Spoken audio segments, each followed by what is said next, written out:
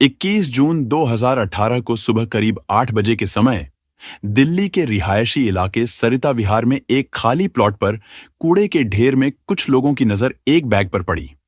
उसके पास ही एक बड़ा सा कार्टून बॉक्स भी पड़ा था।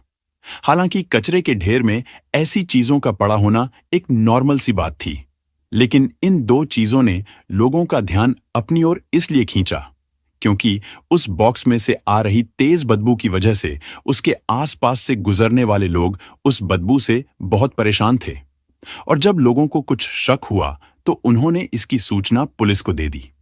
कुछ ही मिनटों में दिल्ली पुलिस भी मौकाए वारदात पर पहुंच गई, लेकिन जैसे ही उस बैग और बॉक्स को खोला गया तो पुलिस वालों के भी होश खराब हो गए, क्योंकि उस कार्टून बॉक्स में एक लड़की की शव थी और वो भी 7 अलग अलग टुकड़ों में, यानी सब कुछ अलग अलग था।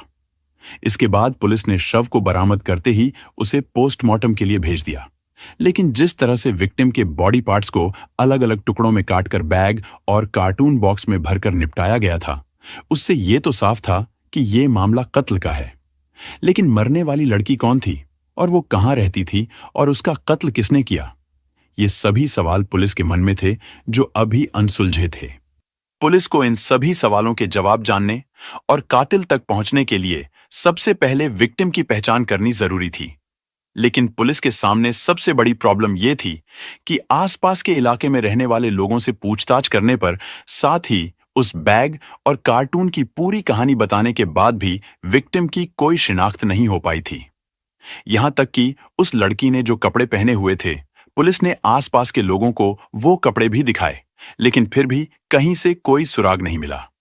इसके बाद आसपास के इलाके के तमाम गुमशुदा लोगों की लिस्ट तैयार की गई, लेकिन फिर भी कहीं से कुछ पता नहीं चला। इसी तरह कोशिश करते करते कई दिन बीत गए, लेकिन फिर अचानक जांच के दौरान पुलिस की नजर एक ऐसी चीज पर पड़ी जिससे पुलिस को लगा कि शायद इससे विक्टिम के बारे में कोई सुराग मिल जाए। दरअसल कातिलों ने जिस कार्टून बॉक्स में शव के हिस्से भरकर उस कूड़े के ढेर में फेंके थे, उस बॉक्स पर एक कुरियर कंपनी का एड्रेस लिखा हुआ था और अब पुलिस ने सोचा कि हो सकता है शायद इस एड्रेस से ही कोई सुराग मिल जाए। इसलिए पुलिस की एक टीम तुरंत गुरुग्राम में स्थित उस कुरियर कंपनी के ऑफिस पर पहुंची। वहां पहुंचकर पुलिस ने उस कंपनी के अफसरों को कार्टून बॉक्स की फोटो दिखाई और इत्तेफाक से कुरियर वालों ने उस बॉक्स की पहचान कर ली। उन्होंने बताया कि इस तरह के कार्टून बॉक्स में उनके कस्टमर ने यूआई से कोई पार्सल बुक करवाया था। उस कस्टमर का नाम था जावेद अख्तर। इसके बाद कुरियर वालों के बताए पते पर पुलिस तुरंत जावेद अख्तर के घर अलीगढ़ पहुंचती है। वहां पर उन्हें न सिर्फ जावेद मिल गया, बल्कि उसने अपने कार्टून बॉक्स की फोटो की भी पहचान कर ली। पूछताछ करने पर जावेद ने बताया कि उसने 3 साल पहले ऐसे ही कई कार्टून बॉक्स में यूआई से जरूरत का कुछ सामान मंगवाया था। उनमें से कुछ बॉक्स तो उसने अपनी नौकरानी को दिए थे और कुछ बॉक्स उसने दिल्ली के शाहीन बाग वाले अपने घर में रखवा दिए थे। जावेद अख्तर ने बताया कि शाहीन बाग वाले उस मकान में कुछ लड़के किराए पर रहते हैं। इसके बाद पुलिस तुरंत दिल्ली के शाहीन बाग पहुंची, क्योंकि अब पुलिस की सारी उम्मीदें जावेद अख्तर की नौकरानी और उसके शाहीन बाग वाले मकान पर टिकी हुई थी। यानी पुलिस को जो भी सुराग मिलना था वो इन्हीं 2 जगहों से मिलना था। इसलिए पुलिस की टीम सबसे पहले जावेद अख्तर की नौकरानी के घर पहुंची, लेकिन वहां पर वो खाली बॉक्स मौजूद थे। इसके बाद पुलिस जावेद के शाहीन बाग में स्थित मकान पर पहुंची, लेकिन पुलिस का माथा तब ठनका जब उन्होंने देखा कि वहां पर तो ताला लगा हुआ है। दरअसल जावेद ने यह मकान साजिद अली अंसारी नाम के व्यक्ति को किराए पर दे रखा था। साजिद पेशे से एक इंजीनियर था, लेकिन अचानक वो अपने पूरे परिवार को लेकर वहां से गायब हो चुका था। इससे पुलिस को अब साजिद अली पर ही शक होने लगा था। और जब पुलिस ने आसपास के लोगों से साजिद के बारे में जानकारी जुटाने की कोशिश की तो पता चला कि साजिद उस मकान में अपनी पत्नी, 2 बच्चों और एक भाई के साथ रहता था। पड़ोसियों के मुताबिक साजिद ने उन्हें बताया था कि वो ये मकान छोड़कर जा रहा है, यानी अब वो कहीं और जाकर रहेगा। इसलिए उसने आसपास के दुकानदारों, धोबी और ऐसे ही काम करने वाले कई लोगों के पैसे भी चुका दिए थे। लेकिन अब पुलिस के लिए सबसे बड़ी चुनौती ये थी कि आखिर साजिद को कैसे ढूंढा जाए, क्योंकि साजिद ने मकान छोड़ने से पहले किसी को भी ये नहीं बताया था कि अब वो कहां जाकर रहेगा, यहां तक कि उसने अपने दोस्तों और करीबी रिश्तेदारों को भी इस बारे में कुछ नहीं बताया था, जिसकी वजह से पुलिस का शक अब साजिद पर गहराने लगा था। लेकिन उस लड़की के कत्ल का राज जानने के लिए पुलिस को अब हर हाल में साजिद अली अंसारी तक पहुंचना जरूरी था। और अब साजिद का पता लगाने के लिए पुलिस ने शाहीन बाग में दुकानदारों और पड़ोसियों से पूछताछ करनी शुरू की। इस पूछताछ में पुलिस को एक बहुत बड़ी कामयाबी मिली। पुलिस को पता चला कि साजिद का बड़ा भाई हसमत अली अंसारी भी शाहीन बाग में ही रहता है, लेकिन उसका मकान साजिद के मकान से थोड़ी दूरी पर है। हसमत के बारे में पता चलते ही पुलिस बिना देरी किए तुरंत उसके घर पर पहुंचती है। पुलिस को न सिर्फ हसमत बल्कि इत्तेफाक से साजिद भी वहीं पर मिल गया। लेकिन अब सवाल था, क्या साजिद ही वो व्यक्ति है जिसने उस लड़की का कत्ल किया था? लेकिन वो शव किसकी थी जिसे कार्टून बॉक्स में भरकर ठिकाने लगाया गया था? और अगर साजिद का इस कत्ल से कोई लेना देना नहीं था, तो फिर अचानक उसने अपना मकान क्यों छोड़ दिया था? सवाल तो कई थे, पर अभी जवाब एक भी नहीं था। लेकिन अब पुलिस को भी हर सवाल का जवाब चाहिए थी, इसलिए पुलिस ने साजिद और हसमत अली से पूछताछ शुरू की। पहले तो साजिद और हसमत ने पुलिस को गुमराह करने की बहुत कोशिश की। उन दोनों ने खुद को बेकसूर बताया। मकान बदलने को भी साजिद ने महज एक इत्तेफाक ही बताया। लेकिन जब पुलिस ने उन्हें वो कार्टून बॉक्स और बैग दिखाए, तो जल्द ही सच्चाई सामने आ गई। उस कार्टून बॉक्स और बैग को देखकर साजिद की जुबान लड़खड़ाने लगी, जिसके बाद कड़ाई से पूछताछ करने पर उसने अपना जुर्म स्वीकार कर लिया कि उस लड़की का कातिल कोई और नहीं बल्कि वही है, और वो लड़की भी कोई और नहीं बल्कि उसकी पत्नी राजबाला उर्फ जूही अंसारी थी। लेकिन सबसे बड़ा सवाल ये था कि आखिर साजिद ने अपनी ही पत्नी की जान क्यों ली और कत्ल करने के बाद उसे अलग अलग हिस्सों में क्यों बांटा?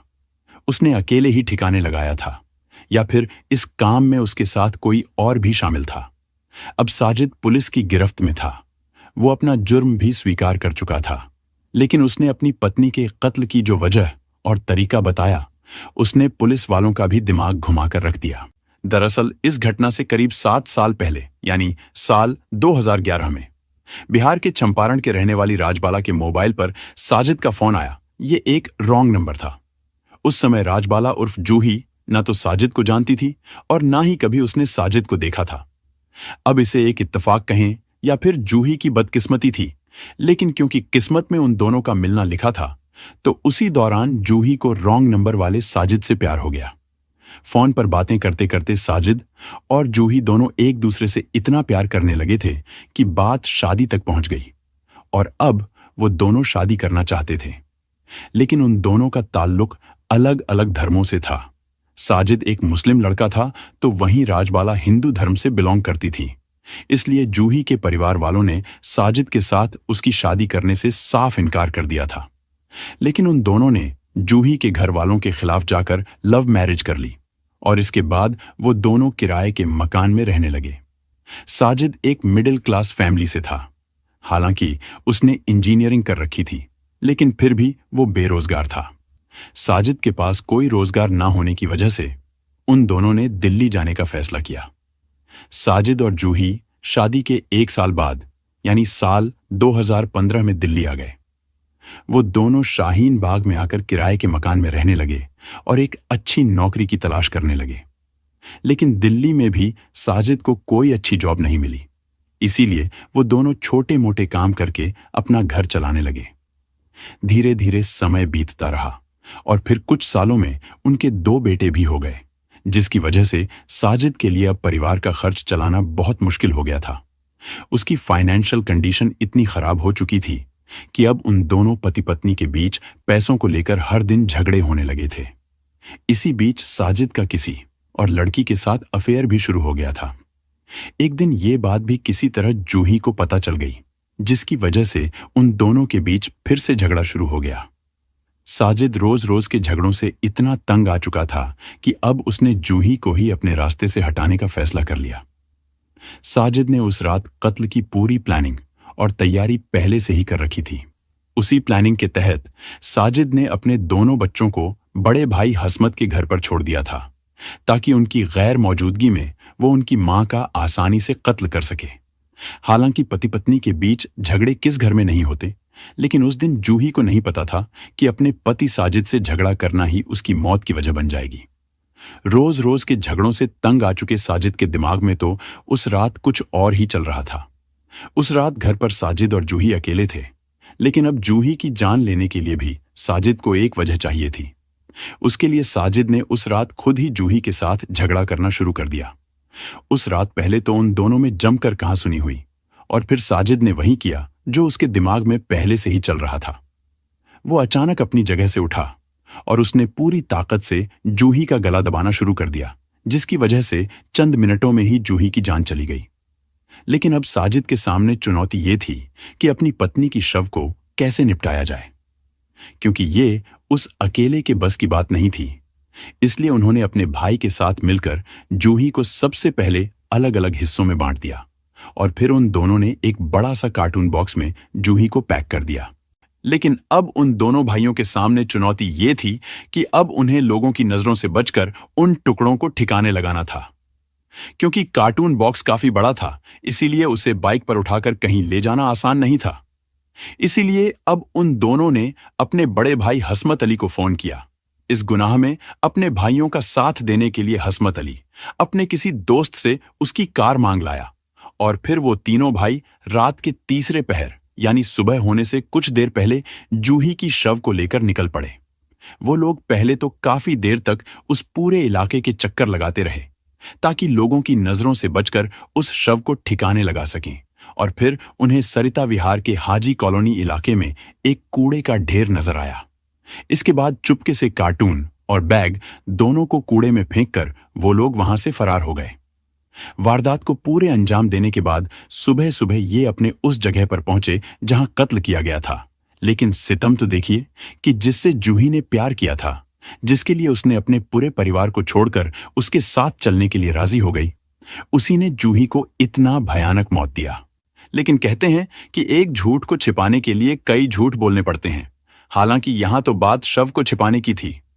भाइयों ने उसके जुर्म को छिपाने की पूरी कोशिश की, जिसमें एक भाई ने कत्ल के बाद अपनी भाभी की शव को ठिकाने लगाने में अपने भाई की मदद की, जबकि दूसरे भाई ने उनके साथ मिलकर शव को ठिकाने लगाने में उनका हाथ बटाया। इधर 7 जन्मों का साथ निभाने का वादा कर साजिद ने राजबाला उर्फ जूही के साथ इस घटना से 7 साल पहले ही शादी की थी। लेकिन मात्र 7 सालों के भीतर ही आर्थिक तंगी को लेकर उन दोनों के रिश्ते इतने खराब हो गए थे कि साजिद ने अपनी पत्नी को बड़ी ही बेरहमी से कत्ल करके उसकी शव के साथ कर दिए। लेकिन जिस बॉक्स में शव को ठिकाने लगाया गया था, आखिर उसी बॉक्स के जरिए पुलिस ने कातिलों का पता लगा लिया था। वैसी वजह चाहे जो भी हो, लेकिन ये जुर्म जितना खौफनाक था, इसकी कहानी भी उतनी ही अफसोसनाक थी। खैर, पुलिस ने उन तीनों के दिए गए बयान और सबूतों के आधार पर उनके खिलाफ चार्जशीट तैयार करके उन्हें कोर्ट में पेश किया, जहां से उन्हें जेल भेज दिया गया।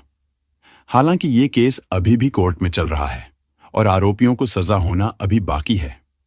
जूही के कत्ल के बाद उसके दोनों बेटे को नाना नानी को सौंप दिए गए थे और उन दोनों बच्चों की परवरिश जूही के माता पिता ही कर रहे हैं।